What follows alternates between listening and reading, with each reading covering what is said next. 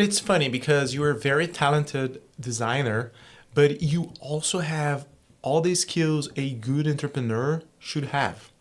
Yes. So how do you deal with these two Erics? Can I tell in that way? Yeah, for sure. And that's actually, I would say it's a bit of a unique superpower that I have. Totally, because Yeah. you see extremely talented professionals, but they have no business vision, right? Right. And you are talented in both ways, right? So Yeah. how do you deal with these two Erics? For sure. I don't know if it's just me, but I would say it's not a common thing, especially for the more creative type. Because if you look at the left brain, right brain, right? Creatives are very good at the big thinking, the creative thinking. But Vision. they're not good at the linear thinking, which is the logical, the tasks, the goals, getting execution Strategy. done. Yeah. They love the beginning, the daydreaming and visualizing, but then they can't finish. That's the stereotype, at least. So I guess I've been fortunate enough to have both sides of that brain. I do have that visionary piece. I'm the visionary director for my business still.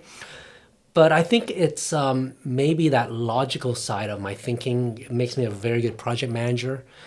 And I think another skill set that my coaching clients really appreciate is I'm able to take these more complicated concepts in business, break it down for them simply so they understand it, and then they can move on with it.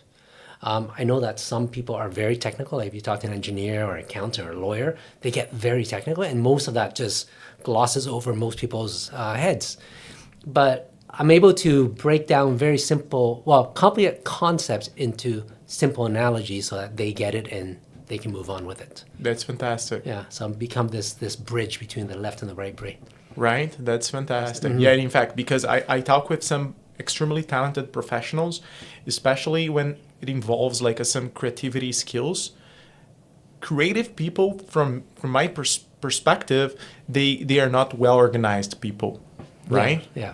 So they're extremely creative, but they cannot follow up a plan, or they Right. cannot even develop a plan. Right, yeah. Right? That's the stereotype, yes. Yeah. Yeah. So that's great to know. And my next question relates to that, because why did you choose to specialize in coaching entrepreneurs in the design and construction industry specifically? My journey, so I learned entrepreneurship when I was 20. Okay. I was having my clients right in school. And then I learned how to be a designer. And then when I opened my company and scaled it, I would say that the first 5 years or so was really honing my craft as a designer. But then after that, I tap out. But there's this whole new education that I had to gain myself, which was being a business owner, being a manager, being a leader. Those were new things, right? Design school, architecture school, whatever school, marketing school probably doesn't teach you how to be a business owner. Our whole school system is designed to teach you how to work for someone. That's as simple as it is. So I do feel there's something missing.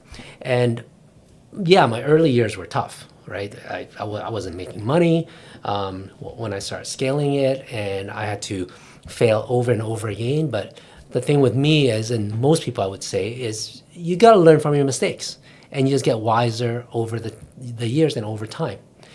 A huge value of mine is efficiency. If I've done it once, I don't want to have to do it again. And I would want the same for others. So when I got into my 50s, I was asking myself, okay, what do I want to do for this next chapter of my life? Because I really do believe in chapters. So if we talk about chapters, I say that 0 to 25, those are your learning years. 25 to 50, those are your earning years. So I asked myself, okay, what's my next kind of 50 to 75? What does that look like? And I came to realize that it's about giving back, and it's about helping that next generation, whether it's next generation of entrepreneurs or next generation of design construction people. Because I do feel that those are my tribe. I've been in the design construction industry locally for 32 years now. And I want the best for them. I am very much an abundance mindset. If a designer comes to me, I'll share my knowledge with them. I've been a entrepreneur mentor with BCIT for over 5 years now. So it was the next natural progression for me to see, okay, well, I'm going to, I've slowed down with my company. I've built a good team there. What can I do with my time? And I want to help the next generation. That's really what Starfish is about.